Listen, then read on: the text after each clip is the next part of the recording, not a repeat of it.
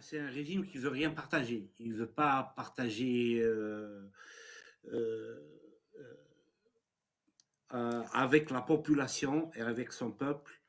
Et il veut pas partager la mission de construire et d'améliorer les choses dans le pays, que ce soit dans l'économie, dans l'éducation, dans la santé.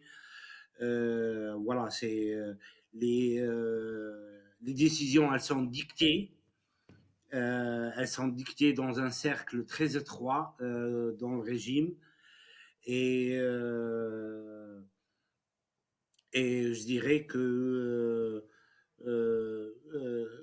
c'est un monopole. Je vais vous donner un petit exemple. Un, un petit peu économique, mais qui montre pourquoi ce régime il se comporte de la manière.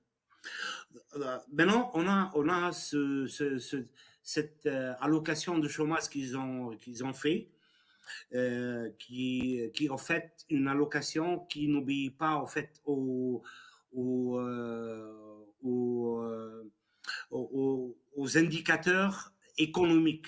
Par exemple, si vous voyez par exemple le chômage, en Europe, il y a une caisse.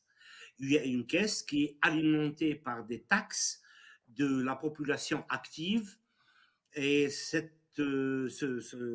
panier-là, il sert à aider ceux qui perdent leur boulot et tout cela. Nous, non, en fait, c'est un budget fixe. Il y a un budget qui est fixe et voilà, il y a des ingénieurs, il y a des licenciés et tout.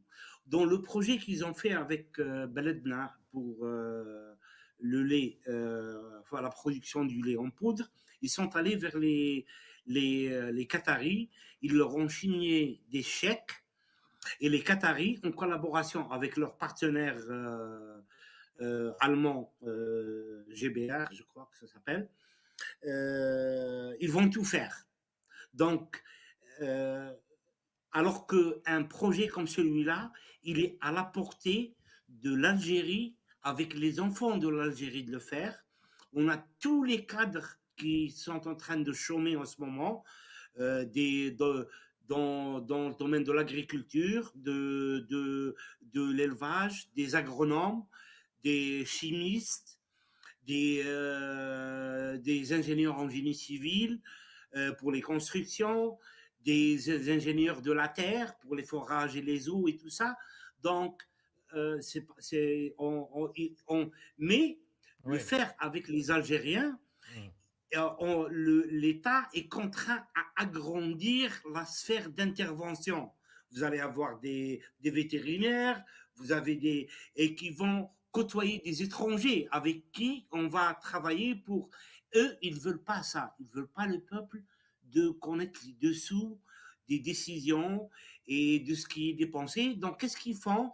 Ils font un truc très clean, en fait. Un truc, voilà, ils signent un chèque à blanc aux Qataris. Les Qataris, avec les Allemands, ils vont venir, ils vont employer 3 ou 4 Algériens qui vont faire pour les travaux, disons, pas bas, mais des travaux manutensiers.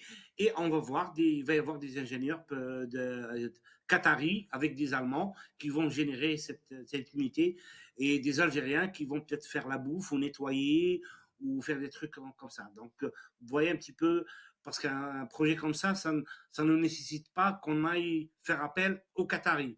On a plus de cadres que les Qataris en ont dans tous les secteurs et on pouvait copier ce que eux ils ont fait et nos jeunes ils pouvaient le faire à 100% algérien, financé 100% algérien.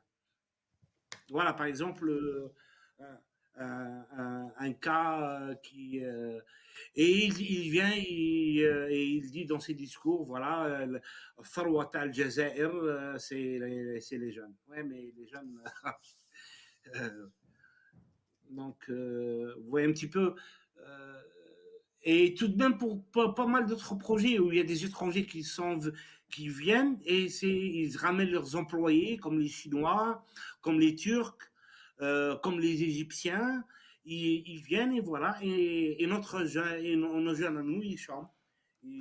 Ou bien ils les prennent pour des travaux très élémentaires, physiques, que les autres ne font pas. Merci, Ça, c'est Sophie. sur le. Oui, oui, oui, Voilà, Sofiane. donc ça, c'est un exemple économique qui vraiment définit comment ce régime il gère les choses du pays et il n'est pas inclusif de sa population.